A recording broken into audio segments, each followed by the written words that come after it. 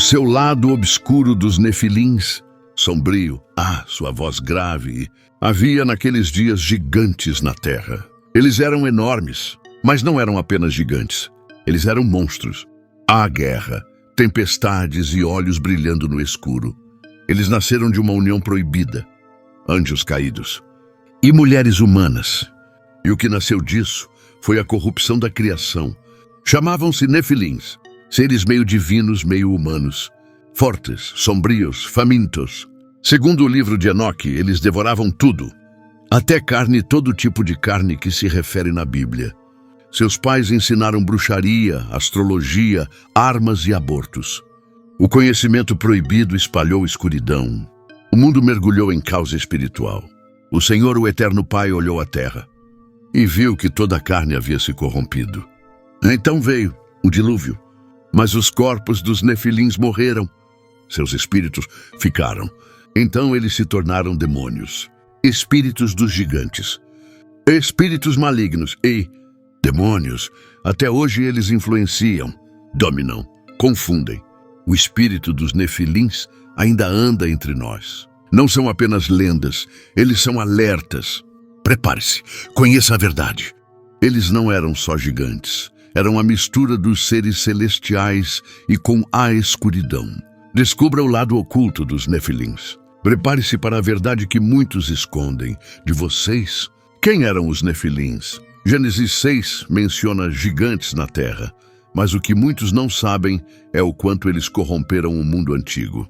Filhos de anjos caídos com mulheres humanas, os nefilins trouxeram destruição, violência e conhecimentos proibidos. Essa história sombria levou ao dilúvio, mas os espíritos desses gigantes não desapareceram. Vocês, entendeu agora? Descubra o lado obscuro dos nefilins, uma verdade espiritual esquecida. A ascensão ao mesmo tempo, os nefilins. Bora mergulhar nesse lado sombrio dos nefilins. Eu vou contar uma história detalhada, cheia de mistério e drama, inspirada nos relatos bíblicos e em interpretações lendárias. Segura essa. As sombras dos nefilins, a queda dos gigantes. Nos dias antigos, antes do dilúvio, a terra era uma mistura de luz e trevas, habitada não apenas por homens, mas também por seres de origem misteriosa e assustadora, os nefilins. Eles eram os gigantes, fruto da união proibida entre os filhos do Eterno Pai, anjos caídos, e as mulheres dos homens. Esses seres, nascidos do desejo e da rebeldia, carregavam em si a força dos céus e a corrupção da terra. Os nefilins eram imensos, com corpos que podiam tocar as copas das árvores e vozes que faziam o chão tremer. Eles eram belos e terríveis, dotados de uma força descomunal e de uma inteligência que rivalizava com a dos próprios anjos. Mas em seus corações habitava a sombra da ganância, da violência e do orgulho. Os nefilins viam os humanos como criaturas inferiores, brinquedos para seus jogos cruéis. A ascensão da escuridão. Com o passar dos séculos, os nefilins começaram a se organizar em clãs. Os mais poderosos dominavam vastos territórios, exigindo tributos de sangue e sacrifícios humanos para satisfazer sua sede de poder.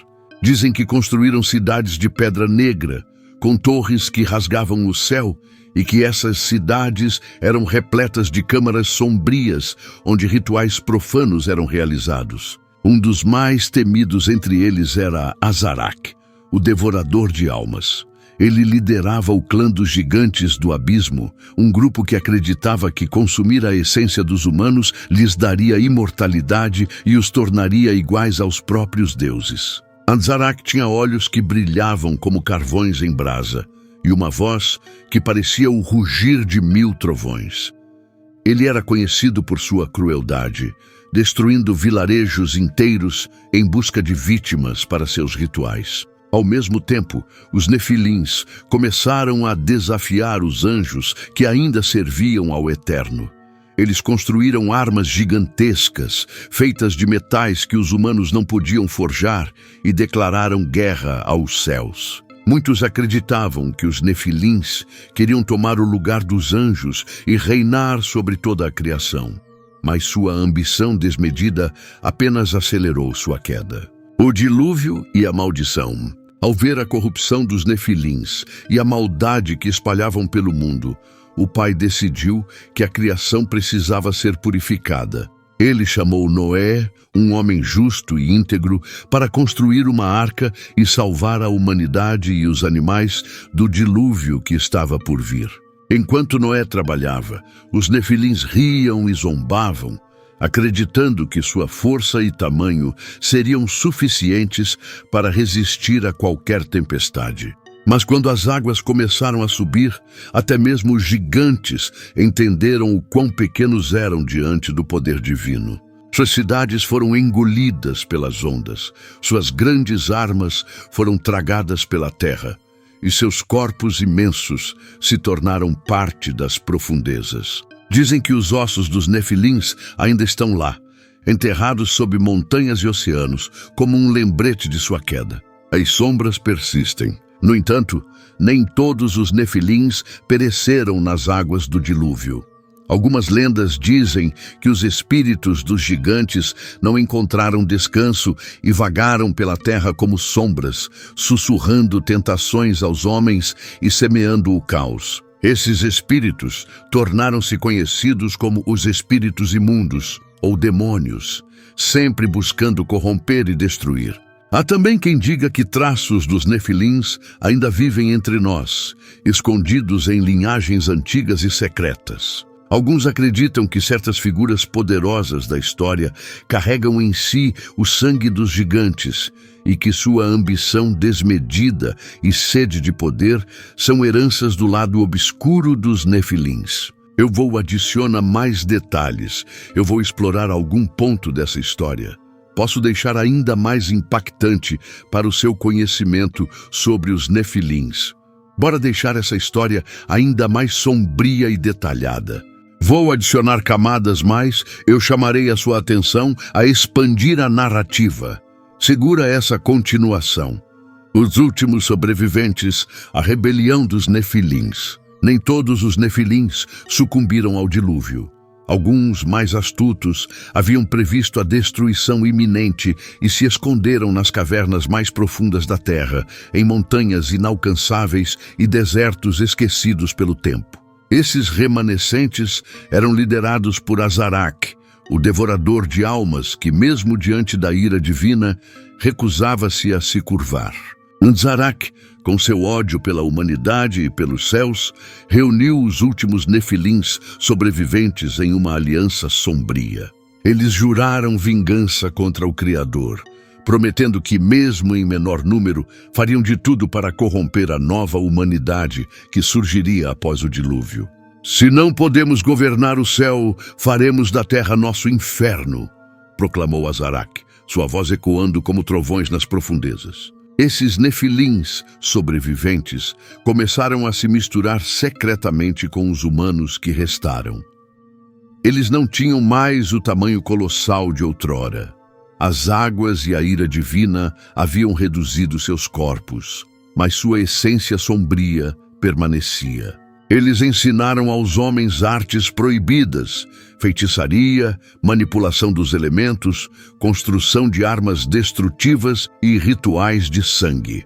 Eles sussurravam segredos nos sonhos dos homens, plantando sementes de guerra e ambição. Esses sussurros, diziam, eram a voz dos deuses. A maldição dos ossos. Enquanto isso, os ossos dos nefilins, que pereceram no dilúvio, permaneciam enterrados nas profundezas da terra. Mas esses ossos não eram como os de homens comuns. Eles carregavam resquícios do poder dos anjos caídos. Povos antigos que encontraram esses restos mortais acreditavam que eram relíquias sagradas, capazes de conceder força e sabedoria. Eles esculpiam armas e amuletos a partir dos ossos, sem saber que estavam manipulando o que restava de uma maldição. Essas armas, forjadas com os ossos dos nefilins, tornaram-se instrumentos de destruição. Quem as empunhava sentia uma força sobre-humana, mas também era tomado por uma sede insaciável de sangue e poder. Reinos foram destruídos, civilizações inteiras desapareceram, e os ecos dos Nefilins continuaram a assombrar a história da humanidade. A profecia do retorno. Nas sombras, os descendentes dos Nefilins aguardavam. Eles acreditavam em uma antiga profecia, passada de geração em geração, que dizia que, no fim dos tempos, os gigantes retornariam. Quando a lua sangrar e o céu se abrir, os filhos dos anjos cairão novamente e o mundo será governado por nós, dizia a profecia. Os seguidores de Azarak começaram a trabalhar em segredo para cumprir essa profecia. Eles buscavam as relíquias antigas feitas dos ossos dos Nefilins e realizavam rituais sombrios para evocar os espíritos dos gigantes caídos. Em cavernas ocultas e templos esquecidos, eles invocavam entidades de eras passadas, clamando por sua força e sabedoria. O fim da esperança.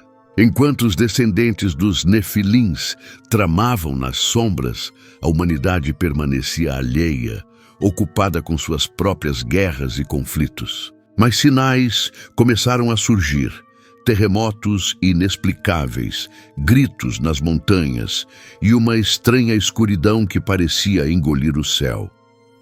Os anciãos começaram a se preocupar, lembrando-se das histórias antigas sobre os Nefilins e sua sede de destruição. E então, numa noite sem lua, o céu se abriu.